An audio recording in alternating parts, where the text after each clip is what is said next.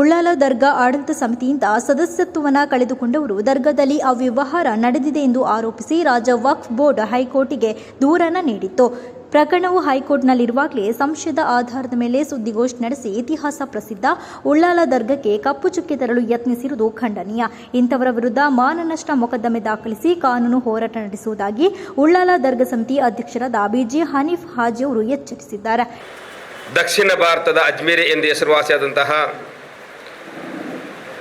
ಎಲ್ಲ ಸಮುದಾಯದ ಜನರು, ಹಿಂದೂ, ಮುಸ್ಲಿಂ, ಕ್ರಿಶ್ಚಿಯನ್ ಯಾವುದೇ ಭೇದ ಭಾವವಿಲ್ಲದೆ ಜಿಯಾರತ್ ಬರುವಂತಹ ಆಧ್ಯಾತ್ಮಿಕ ಸ್ಥಳವಾದಂತಹ ಉಳ್ಳಾಲ ಕೇಂದ್ರ ಜುಮಾ ಮಸೀದಿ ಮತ್ತು ಉಳ್ಳಾಲ ದರ್ಗಾದ ಬಗ್ಗೆ ಒಂದು ಪತ್ರಿಕಾಗೋಷ್ಠಿ ಕರೆದಿದ್ದರು. ಮೊತ್ತ ಮೊದಲಿಗೆ ಆ ಪತ್ರಿಕಾಗೋಷ್ಠಿಯನ್ನು ಕರೆದ ಜನರನ್ನು ಉಳ್ಳಾಲದ ಅಖಂಡ ಜಮಾತಿನ ಪರವಾಗಿ ಅವರನ್ನು ನಾನು ಖಂಡಿಸುತ್ತಿದ್ದೇನೆ. ಏಕೆಂದರೆ ಇತಿಹಾಸ ಪ್ರಸಿದ್ಧ ದರ್ಗಾವು ಎಲ್ಲ ಸಮುದಾಯದ ಜನರು ಬರುವಂಥ ಯಾತ್ರಾ ಪ್ರದೇಶವಾಗಿದೆ. ಅದಕ್ಕೆ ಕಪ್ಪು ಚುಕ್ಕೆ ಬರುವಂತಹ ರೀತಿಯಲ್ಲಿ ಪತ್ರಿಕಾಗೋಷ್ಠಿ ನಡೆದಿದ್ದು ಅದು ಖಂಡನೀಯವಾಗಿದೆ. ಅವರು ಪತ್ರಿಕಾಗೋಷ್ಠಿಯಲ್ಲಿ ತಮಗೆ ಗೊತ್ತಿರಬಹುದು ಆರೋಪಗಳನ್ನು ಮಾಡಿರುವುದು ಸಂಶಯದ ಮೇಲೆ ಅಂತ ಹೇಳಿದ್ದಾರೆ. ಒಂದು ಸಂಶಯವನ್ನು ಇಟ್ಟುಕೊಂಡು ಪತ್ರಿಕಾಗೋಷ್ಠಿ ಕರೆದಿರುವುದು ಅದು ಮೂರ್ಖತನದ ಪರಮಾವಧಿ ಎಂದು ಹೇಳಬಹುದು.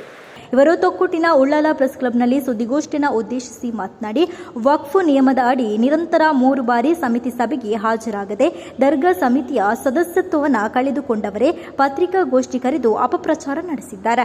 ದರ್ಗಾ ಸಮಿತಿಯಿಂದ ಅವ್ಯವಹಾರ ನಡೆದಿದೆ ಎಂದು ಜಿಲ್ಲಾ ರಾಜ್ಯ ವಕ್ಫ್ ಬೋರ್ಡ್ ಹೈಕೋರ್ಟಿಗೂ ಅವರು ದೂರನ್ನು ನೀಡಿದ್ರು. ಪ್ರಕರಣ ನ್ಯಾಯಾಲಯದಲ್ಲಿರುವಾಗಲೇ ಪತ್ರಿಕಾಗೋಷ್ಠಿ ನಡೆಸುವ ಅವಶ್ಯಕತೆ ಇದೆ. ಇತಿಹಾಸ ಪ್ರಸಿದ್ಧ ದರ್ಗಾ ಆಡಳಿತ ಮಂಡಳಿಯ ಪಾರದರ್ಶಕತೆಗೆ ಕಪ್ಪು ಚುಕ್ಕೆ ತರುವುದೇ ಇದರ ಉದ್ದೇಶವಾಗಿದೆ ಎಂದು ಕಿಡಿಕಾರಿದ್ರು. ಈಗಾಗಲೇ ಆ ಸದಸ್ಯರುಗಳು ಅದರಲ್ಲಿ ವಕ್ಫ್ಗಿನ ನಿಯಮಕ್ಕೆ ಅನುಸಾರವಾಗಿ ಸಮಿತಿ ಸದಸ್ಯಕ್ಕೆ ಹಾಜರಾಗದೆ ಸಸ್ಪೆಂಡ್ ಆದ ಸದಸ್ಯರು ರದ್ದುಗೊಂಡ ಜನರಾಗಿದ್ದಾರೆ. ಪ್ರೆಸ್ ಮೀಟ್ ಕರೆದಿರುವುದು ಅವರ ಹಿನ್ನೆಲೆ ಉಳ್ಳಾಲ ಜಮಾತಿನ ಎಲ್ಲರಿಗೂ ಗೊತ್ತಿದೆ. ಅದೇ ರೀತಿ ಹಿಂದಿನಿಂದ ಅವರಿಗೆ ಸಪೋರ್ಟ್ ಮಾಡಿದವರ ಹಿನ್ನೆಲೆ ಕೂಡ ಉಳ್ಳಾಲದ ಎಲ್ಲ ನಾಗರಿಕರಿಗೂ ಗೊತ್ತಿದೆ. ಅವರು ವಕ್ಫ್ ಬೋರ್ಡಿಗೆ ಕಂಪ್ಲೇಂಟ್ ಕೊಟ್ಟಿದ್ದಾರೆ, ಡಿಸ್ಟಿಕ್ ವಕ್ಫ್ ಬೋರ್ಡ್ ಕಂಪ್ಲೇಂಟ್ ಕೊಟ್ಟಿದ್ದಾರೆ. ಅದೇ ರೀತಿ ಬೆಂಗಳೂರಿಗೆ ವಕ್ಫ್ ಬೋರ್ಡಿಗೆ ಕಂಪ್ಲೇಂಟ್ ಕೊಟ್ಟಿದ್ದಾರೆ. ಅದೇ ರೀತಿ ಕರ್ನಾಟಕದ ಮಾನ್ಯ ಹೈಕೋರ್ಟಿಗೆ ಕೂಡ ಕಂಪ್ಲೇಂಟ್ ಕೊಟ್ಟಿದ್ದಾರೆ. ಹೈಕೋರ್ಟ್ನಲ್ಲಿ ಕೇಸ್ ನಡೆಸುತ್ತಿರುವಾಗ ಅದರ ಮಧ್ಯದಲ್ಲಿ ಅವರಿಗೆ ಸಂಶಯದ ಮೇಲೆ ಪತ್ರಿಕಾಗೋಷ್ಠಿ ಕರೆಯುವ ಅವಶ್ಯಕತೆ ಇತ್ತೆ. ಉದ್ದೇಶ ಒಂದೇ ಆಗಿದೆ. ಇತಿಹಾಸ ಪ್ರಸಿದ್ಧವಾದ ದರ್ಗಾ ಸಮಿತಿಯ ಒಂದು ಪಾವಿತ್ರ್ಯತೆಗೆ ಚುಕ್ಕೆ ಬರಲಿಕ್ಕೆ ಬೇಕಾಗಿ ಅವರು ಆ ಪತ್ರಿಕಾಗೋಷ್ಠಿ ಕರೆದಿರುವುದು. ಇನ್ನು ಇದೇ ವೇಳೆ ಹನೀಫ್ ಅವರು ಮಾತನಾಡಿ 2022ರಲ್ಲಿ ಉರುಸಿಗೆ ಮಂಜೂರಾದ 1 ಕೋಟಿ ಹಾಗೂ 2025ರ ಉರುಸಿಗೆ ಮಂಜೂರಾದ 3 ಕೋಟಿ ಸಹಿತ ಒಟ್ಟು 4 ಕೋಟಿ ರೂಪಾಯಿ ಅನುದಾನ ಬಂದಿದೆ. ಶರೀಅತ್ ಕಾಲೇಜು ವಿದ್ಯಾರ್ಥಿಗಳ 5 ಮಹಡಿಯ ವಸತಿ ಕಟ್ಟಡ ನಿರ್ಮಾಣಕ್ಕೆ 3 ಕೋಟಿ ರೂಪಾಯಿ ಮಂಜೂರಾಗಿದ್ದು ಹಂತ ಹಂತವಾಗಿ ಒಟ್ಟು 7 ಕೋಟಿ ರೂಪಾಯಿ ಸರ್ಕಾರಿ ಅನುದಾನ ಬಂದಿದೆ. ವಸತಿ ಕಟ್ಟಡ ನಿರ್ಮಾಣ ಹಂತದಲ್ಲಿದೆ. ಇದರಲ್ಲಿ ಯಾವುದೇ ಅವ್ಯವಹಾರ ನಡೆದಿಲ್ಲ ಎಂದು ಹೇಳಿದ್ದಾರೆ. ಆಡಳಿತ ಸಮಿತಿಯು 2023 ಮಾರ್ಚ್ 8ರಂದು ಬಿಜಿ ಹನೀಫ್ ಹಾಜಿ ಅವರ ಅಧ್ಯಕ್ಷತೆಯಲ್ಲಿ ಅಧಿಕಾರಕ್ಕೆ ಬಂದು ದರ್ಗಾ ಅಧೀನದಲ್ಲಿ ಸರ್ವತೋಮುಖ ಅಭಿವೃದ್ಧಿಗಾಗಿ ಹಲವು ಯೋಜನೆಗಳನ್ನು ಹಾಕಿಕೊಂಡು ಅದನ್ನು ಎಲ್ಲವೂ ಕಾರ್ಯಗತವನ್ನು ಮಾಡುವಲ್ಲಿ ದಿಟ್ಟ ಹೆಜ್ಜೆ ಇಟ್ಟಿದೆ.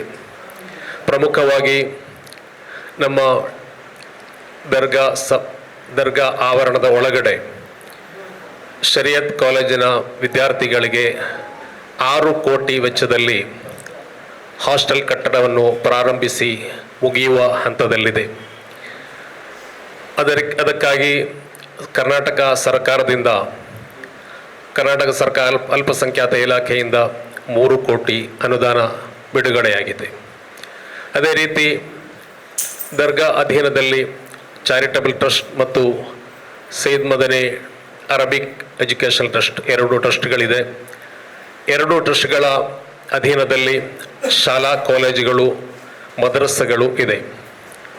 ಶಾಲಾ ಕಾಲೇಜುಗಳ ಎಲ್ಲ ಅಧ್ಯಾಪಕರಿಗೂ ಯಾವುದೇ ವೇತನ ಬಾಕಿ ಇಲ್ಲದೆ ಎಲ್ಲವನ್ನು ಸುಗಮವಾಗಿ ಸಂಪೂರ್ಣವಾಗಿ ನೀಡುತ್ತಿದ್ದೇವೆ. ಕಳೆದ ನಮ್ಮ ಅಧಿಕಾರ ಬರುವ ಸಮಯದಲ್ಲಿ 1 ಕೋಟಿಗೂ ಹೆಚ್ಚು ಶಾಲಾ ಕಾಲೇಜು ಅಧ್ಯಾಪಕರಿಗೆ, ಅದೇ ರೀತಿ ಶಿಕ್ಷಕರಿಗೆ ವೇತನ ಬಾಕಿ ಇತ್ತು. ಅದೆಲ್ಲವನ್ನು ನಾವು ಪಾವತಿಸಿದ್ದೇವೆ.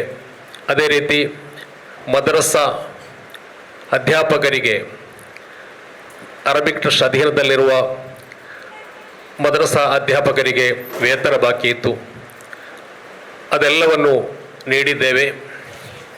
ಅದೇ ರೀತಿ ಜಮಾಅತಿನ ಸರ್ವತೋಮುಖ ಅಭಿವೃದ್ಧಿಗಾಗಿ ನಮ್ಮ ಬಹಳ ಶ್ರಮ ವಹಿಸಿಕೊಂಡು ಪ್ರಯತ್ನಿಸಿದ್ದೇವೆ.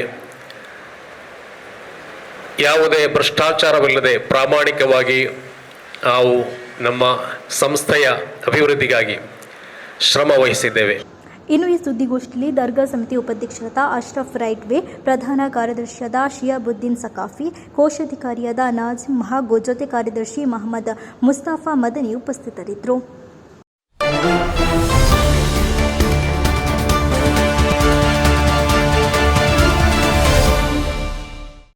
New Karnataka steels and cements, ಬಲವಾದ ನಾಡಿಗೆ ಬಲವಾದ ಅಡಿಪಾಯ.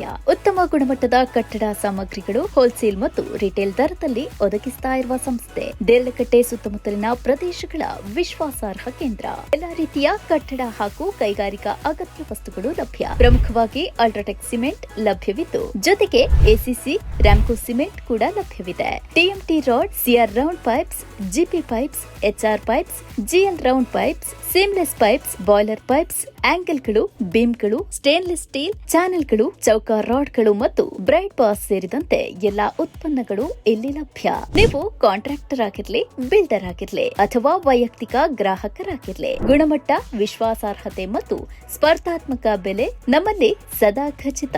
ಸಂಪರ್ಕಿಸಲು 9108929355 9108929355 9108348025 9108348025 ಅಥವಾ new Karnataka steel and cements @gmail.com. ವಿಳಾಸ ನಾಟಿಕಲ್ ಜಂಕ್ಷನ್ ಹತ್ತಿರ, ದೇರಳಕಟ್ಟೆ 575001.